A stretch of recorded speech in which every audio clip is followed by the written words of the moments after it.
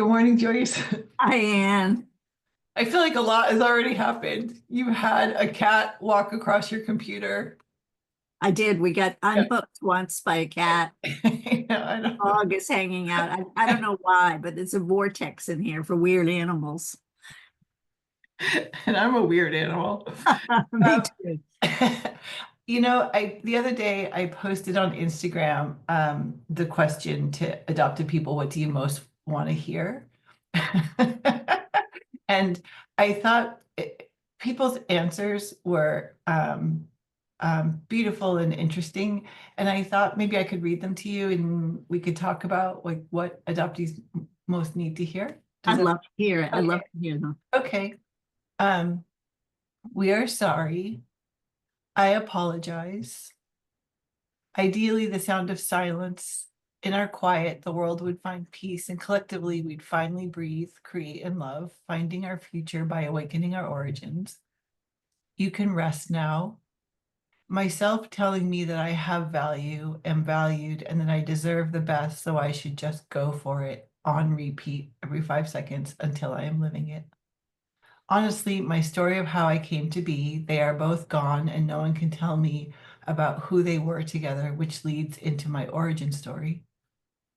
I will take care of you from someone other than baby me, little girl me, teenage me, young adult me, middle-aged me, and now leading into elder me. You are safe. You don't need to be fixed. You aren't alone. You are not too sensitive. I see you. You are worthy and loved just as you are. I accept you. You are love.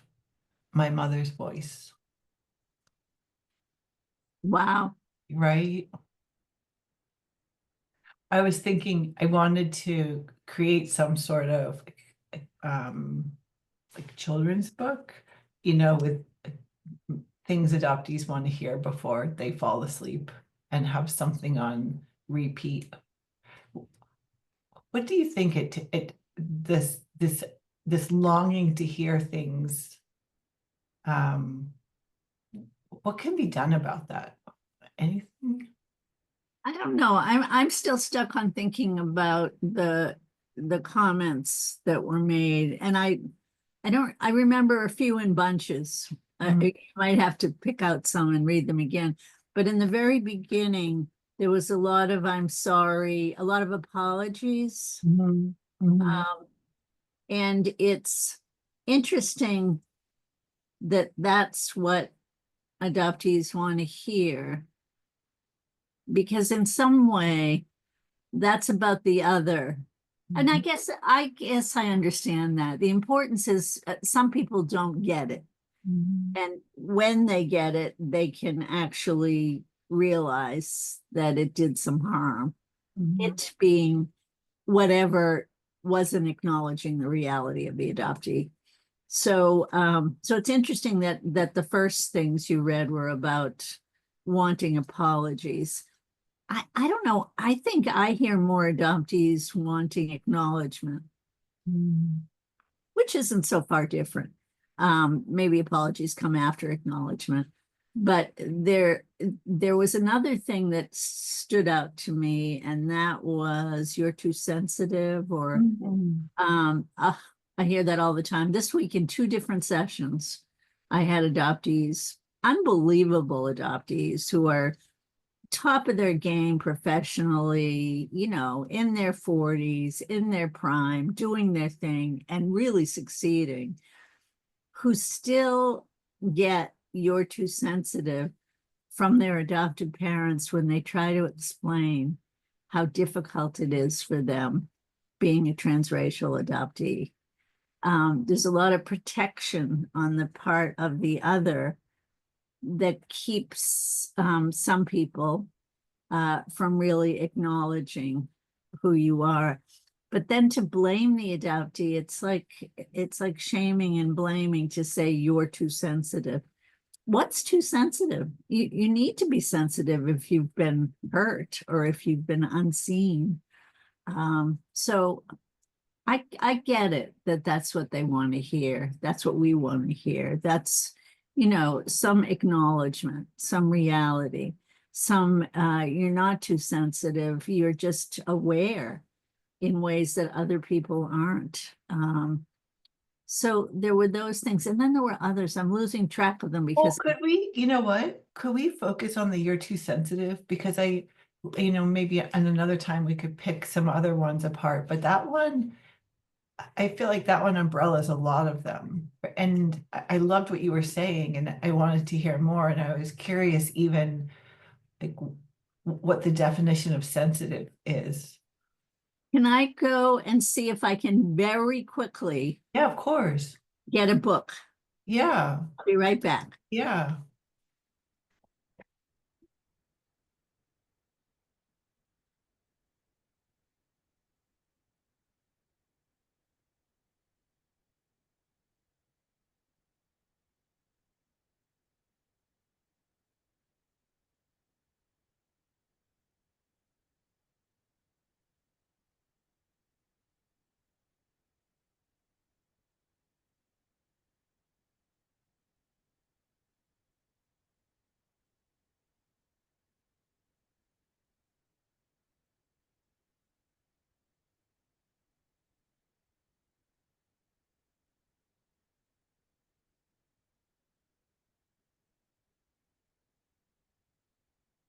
So Oh my gosh.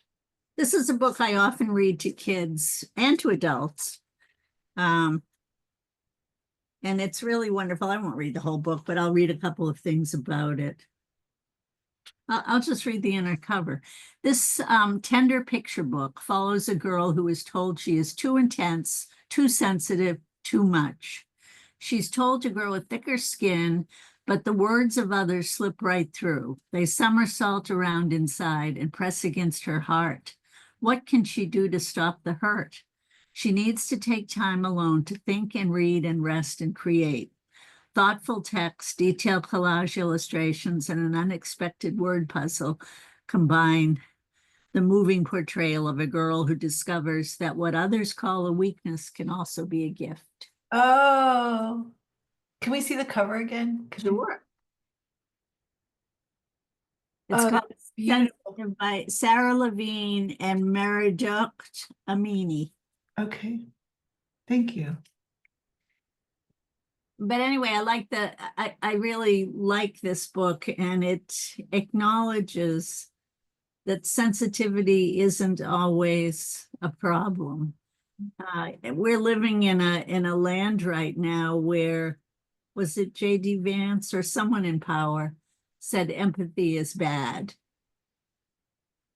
I don't think we can live in a world that's going to survive if we don't have empathy.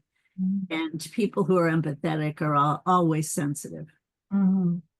And I think, there's something to be said for picking your battles and figuring out how you deal with your sensitivity and how you react to certain situations. But to be called too sensitive just because you care or just because you have a point of view that other people don't have doesn't feel right. No, and I was thinking that the word sensitive could be replaced by the word alive, Mhm. because sensitive means to react to your stimulus, right? And that means that when people say that you're too sensitive, it means you're too alive. And so what they're asking you to do is to deaden and to become less authentic. I was also thinking that when I'm in adoptee only spaces, I think part of the overall relaxation that I feel in the group is that people aren't, or I don't feel that people are guarded against barbs. Like, eh, when you're out in the world, you just don't know when someone's going to say something that is going to hurt you in a way that they have no idea. Even just talking about their parents. Um, That's one level of sensitivity. The level of sensitivity that the adult adoptees I've been speaking to this week have talked about is not the casual, stupid remark or insensitive remark that hits them a certain way, or not an unaware person making a comment, not meaning to trigger any kind of feelings in the other. I don't think they're referring to that, and I don't think their sensitivity reacts to that overtly. In both cases, it was speaking to people very close to them, adoptive parents or spouses who had like, aren't you over that adoption stuff? Can't you're so sensitive, and why is this a big deal? That's your past. And I think it's that lack of understanding that it isn't your past. It's woven into your entire being. It's your present, and it needs to be attended to. And if the people closest to you can't hear it, accept it, embrace it for you for a few minutes while you're going through something, that's a problem. Have you found ways that, or things that people can can say that get them a little bit of understanding from other people? Well, first of all, as in anything, this isn't all over the place. I mean, there are Mhm. many loved ones and adoptive parents, spouses, etc., who are completely open to understanding and are, and learn and change and really do a lot of work on themselves because they care so much. Mm, So there's plenty of that. We're not, and I think people get worried when we talk about things like this because their first line of defense is to defend themselves. mm, You don't need to be defended if you're doing the right thing, learning what you can, and moving in that right direction as the adoptee or as the other person. mm, But there are some people who you constantly want to have them understand, and they constantly can't mm, hear you, and that's a deeper problem. And mm, that isn't necessarily the problem of the adoptee, although everyone should take responsibility for whatever part is theirs. But there's a part of that that belongs to your other person, mm, your spouse or your parent or whoever. mm, And they need to work on that and to understand that. They need to, if they want to understand the loved one, the adoptee. mm. They don't need to if they want to go through life just being how they've been and ignoring it. I don't think they're going to have the relationship one would wish to have in life with that person who's primary. Mhm. Yeah, I think when I talk to other adopted people who have been told by their spouse or significant other or parents, the things that you were just saying, why don't you get over this? It's such a lonely thing and frightening because it's another form of abandonment, right? And then you have to make a choice. How do I live in this relationship where I don't feel safe or heard? And so many of the times the answer seems to be, well, just zip it up. And that to me can lead, to chronic illness, addiction. It's not a small thing to just No, zip it up. It's not something that can be zipped. no. And the other thing that people do is leave it, not zip it up. They still work on their own aspect of it. So they're not creating the possibility of illness and other things, but they decide it isn't worth having a deep and open relationship with this spouse or with this parent or with this significant other. And so I'm just going to talk fluff. We're Mhm, going to have a lovely time. mhm, Everyone's going to be happy because I'm not being sensitive and we're not talking about anything deep. How mhm, long does that last? And is that the kind of relationship? I mean, it might be. Some people may feel fine having mhm, that relationship. Um, mhm, and if you know the other person is not going to change, if you know, for instance, in one of the people this week, the parents are older, they're probably not going to change. I mean, not that people can't, mhm, but it's not going to happen in the way that this adoptee would like it to. And the choices are you either cut off from your parents and never speak to them again, which is happening a lot these days. Mhm. I don't feel like that's good for anyone. I feel like we learned emotional cutoff in the beginning when we were told to never think about or see our birth family again. Um, I don't think it's good to cut off people completely when they're part of how you're processing your life. But Mhm. I think you can change your relationship to them. Mhm. The expectation that they can change, if you realize that's not going to happen, you don't spend all your energy trying to have them change. You figure out how to be in relationship with them without that. Mhm. Or, I mean, if there's a terrible abuse and neglect, I'm not suggesting you stay in any relationship. But Mhm. if it's simply a no meeting of the minds, no availability of understanding, but a history and something that needs to be somewhat preserved for you, for your Mhm. own identity, for your own way of being in the world, then I think there's a time to rethink that. And that takes a lot of guidance.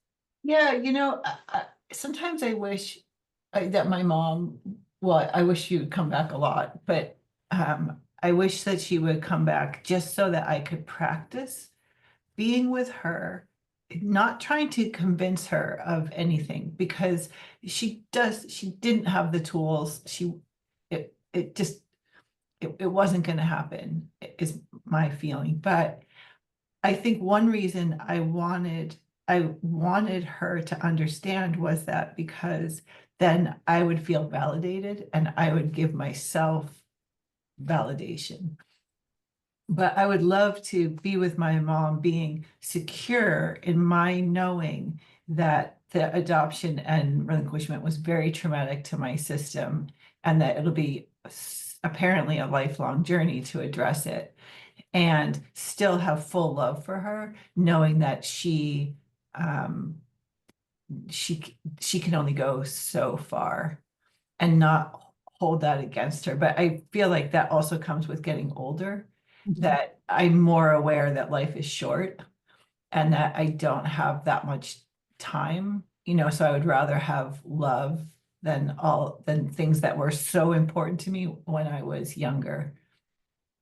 I was thinking just today, this is one of the greatest gifts of getting older is that I care less about like what other people think Yeah. because time feels more precious. Do you know, what I find to be true working with all different people in the constellation of adoption is that this message, which really came from the business of adoption, of get over it, Mhm. that was the very primal message of to the birth mother, you'll get on with your life. You can go to school or go about your business, and you won't have to deal with this shame, guilt, responsibility, whatever words that person wanted to use. And just forget about it and get on with it. And we know if we've ever met a birth mother, ever worked with a birth mother, ever done therapy, deep therapy with many, many, many birth mothers, that they don't get over, and birth fathers and birth families, they don't get over it. It's there. Most especially for the birth mother because it's uh, so much a part of who she is. And I think that get over it isn't helpful going either ways and can be a projection. For the adopting parents, when there's been infertility, there was also that message of, oh, get over it. You'll just adopt, you'll have your family, and you'll live happily ever after. And it's just like as if you had a child by birth. No, it isn't. And any adopted parent who has both birth and adopted children, if they're being honest, or if they're really opening up in therapy or anywhere that they feel safe, they will tell you there is a difference. You know the child you gave birth to in a different way than you know the child that you adopted. And it doesn't mean you love anyone better than anyone else. You like all your children the same. You may love them differently in certain ways. But you don't get over the loss of having a child by birth if you're infertile and you haven't had a child by birth. You wonder about it for the rest of your life. And I think all of us have this message of get over it. And it isn't the right message because we don't get over it, we get through it. We accept the reality of it, we deal with it, and we pine a little bit about what might have been. And that isn't being too sensitive, that's being honest. Yeah, and if you, I, the way I picture it is that when you separate a baby and its mother, in a way, you set both of the bodies on fire because the nervous system wasn't set up to, I think, without proper support, knowing how to make this not a traumatic event. And so I picture myself as a body that in some ways has been on fire my whole life, but no one can see it. And so of course I'm going to be sensitive because I'm on fire. And that's, I can exist that way, but it's so much more helpful if other people, it's like soldiers with PTSD. Like, they have to live with the PTSD, but life is easier in some ways if our culture understands the PTSD and supports the soldiers. And I feel that way about my fiery nervous system. I can live with it, but it's much lonelier and harder if other people around me don't also see it and acknowledge it. And if you don't understand the other and why they're having the reaction, you have all kinds of blaming and shaming and reactionary responses to them. When you talked about veterans, I thought about how I was the director of a parent cooperative preschool in the 70s, right after the Vietnam War. And one of the little boys in the preschool had come from Vietnam. And Vietnamese boy, his father was a map maker, and he had been brought back. He had been brought to the United States after the war. And so this little boy, at birthday parties, if a balloon popped, he would go insane and start acting out and doing crazy. This little boy was so calm and lovely and normal reactions to everything else. But his past experience led him to react absolutely appropriately to what he thought was about to happen. And unless you understood that and had ways of holding him and helping him and talking him down, this would have accelerated and become a much bigger problem in his behavior and his regulation. And I think the same is true for adoptees, anyone with post-traumatic stress. It behooves the people closest working with them, be they parents, therapists, teachers, to really understand a little bit about what's going. You can't understand everything because you weren't there with them, but you can get a sense of why certain things are causing a response that's overly sensitive or overly reactive. And you can help to, to regulate that person and to help them. So I think there's a lot we could do. And I think that's what adoptees are seeking when you ask the question, what would it help for you to hear? It would help for you to hear, this isn't the past, this is the present. You're not back there. This feeling is what's going on now. You're going to be okay. You're safe, you're safe, you're safe. And that's such a beautiful thing for both sides, right? For the parent and the child. It's such a beautiful relational moment. This is not as dramatic, not nearly as traumatic, but it made me think of sometimes when I'm walking Bird, my dog, and he runs away, sort of. I think, fine, go. Like, I don't care about you. It's like there's just this moment of, if you want to run away from me, then you go. And then it takes me a couple of, like, 15 seconds to think, I'm in trauma brain right now. Like, He's not running away from you. He's not abandoning you. It's just a dog that's chasing a squirrel. That's a great example because I think a lot of people wouldn't understand that at all. No. And they would think poorly of you if they were dog people. Oh yeah, and it could happen at the mall and your husband walks away and Yeah. it triggers something in you and then you get angry out of nowhere and you can't explain it. But it is such, when you said that about the little boy, I mean, it's so heartbreaking. And the idea that he could receive understanding and empathy that's why we're human beings. That's why we're on the planet, is to support each other and keep each other alive. Good thing. Yeah. Yeah. In the old days. Yeah. Oh, Oh, Oscar agrees. oh. Oh, he's so cute. Well, why don't we wrap it up today? This was a beautiful conversation. Oscar looks like a king. He's hilarious. Yeah. He's very serious about this moment. I know. You guys kind of match. Your hair is very similar in color. That's, Yeah. of course, that's so beautiful. Irish. He's an Irish doodle. Irish setter and I don't know what. And Joyce. Okay, Joyce, thank you. Have a wonderful weekend.